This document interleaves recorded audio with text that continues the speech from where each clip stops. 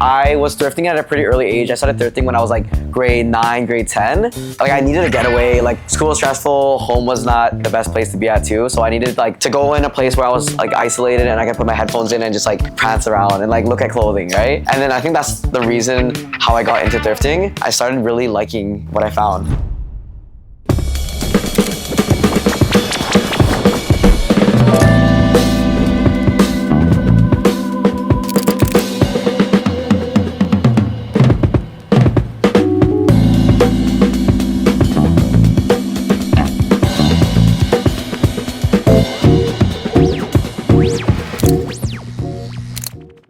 I was called Baldy. I think a friend called me that to like make fun of me. And then I kind of like took that as an offense. I'm like bald, but like you don't have to rub it in my face. And then I kind of like took it as like a brand name because that's the only thing I kind of remembered. I was like, you know what?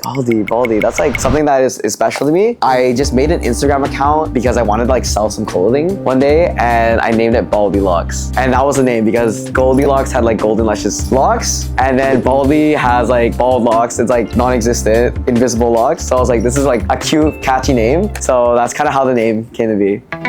I really wanted to be liked in high school, so I would purposely focus on getting every clothing piece that everyone would want or like the trendiest piece. So I was pretty standard in high school. I was wearing like Supreme, Off-White, like pretty much all the brands that people wanted, but I wasn't experimenting for myself, not only until I got into the end of high school, probably like grade 11, grade 12, but initially for the first couple of years, I was really like constrained with what I was putting on because I was like fearing of being judged, right? It took some time to get to that point. When I was growing up, I definitely had lots of times where the things that I was buying was already a red flag to my parents, where like they were threatening to like burn the stuff that I was buying because it was like an Asian sin to like buy used clothes. You're wearing like some other dudes or other girls' clothing that they might have like passed in or whatever, right? So it was just bad feng shui to have that type of clothing. So they were like, yo, I'm gonna burn that shit.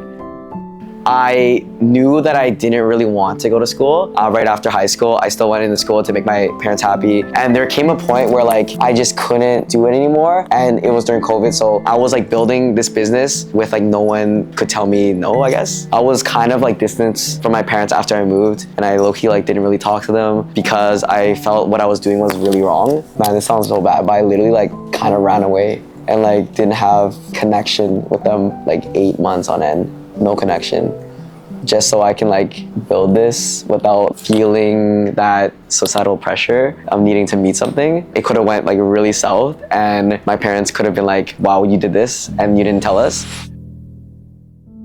I got back with my parents after I was like, okay, this is enough hiding. They have to know that I've been doing this on the side and like that I am no longer in school. I like had to really like just man up and be like, I want to do this. I'll do everything it takes to, but here's what I have. If you don't accept me for what I'm doing right now, then I'll have to do it in silence or have to do it regardless, right? I can't succumb to the pressure of them like bringing me back to school. They sent me a text message like a couple weeks after my grand opening, and then they were like, I'm super proud of you. I'm sorry if we like neglected you and stuff like that too. It was like a really good message. Like I deadass was like, wow, this is heartwarming and whatnot. So yeah, it was a change of pace. So I think this is why every single day, like I prove myself. I'm like, it looks like I'm doing well, or this year has been so great. I'm like, oh, what about next year? That's why I guess I like work so hard on myself because I never know when things are gonna shift.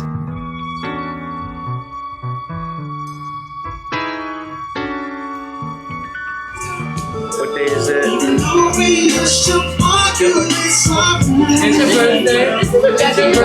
I came for the clothing and I came for the way that style can be like interchangeable. Like anyone can look fly and it's so subjective, right? But then I think I stayed for like the community and people that come to the shop every day that like for example, like when I was gone, people were like just chilling on the couch and like as if I were here, but I wasn't. I don't know, they were like making TikToks and they would like ask, hey, like to the employee, could you style me like Baldy would or whatever, right?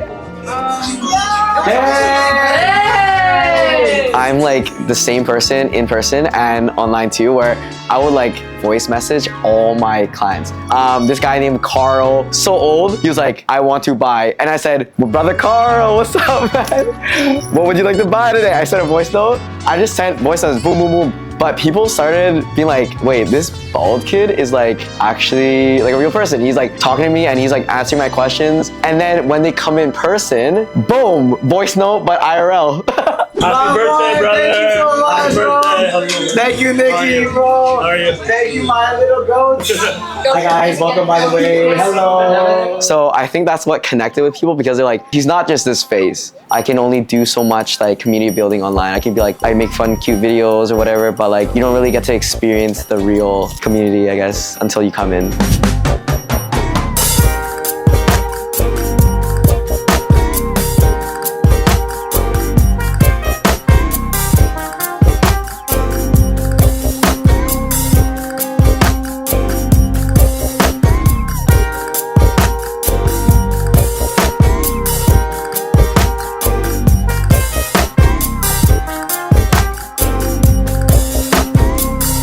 Tell me about how the day is going so far. It's going really well. Honestly, I think it's one of like the better birthdays I've had. Like this is such a public birthday. I don't know how I feel about doing a public birthday, but everyone showed up and like so many people came with like love and like, you know what? I had so much fun. I was dancing my heart out earlier. You guys were seeing it too. The DJs were so fun and it's just so great to be able to do this.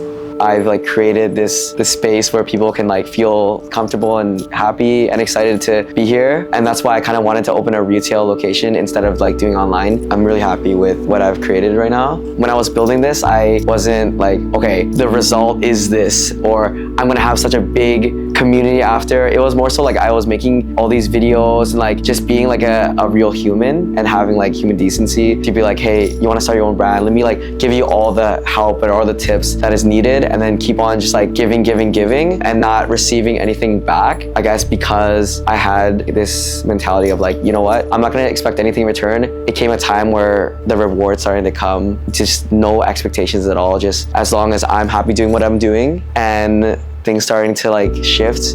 That is, it's just like I got lucky, and also like hard work paid off and on that too, with the result of it. Yeah.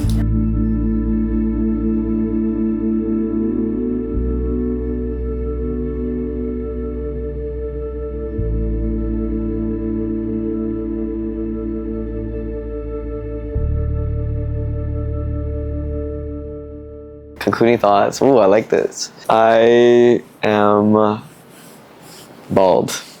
That's all I have. That's The end. perfect.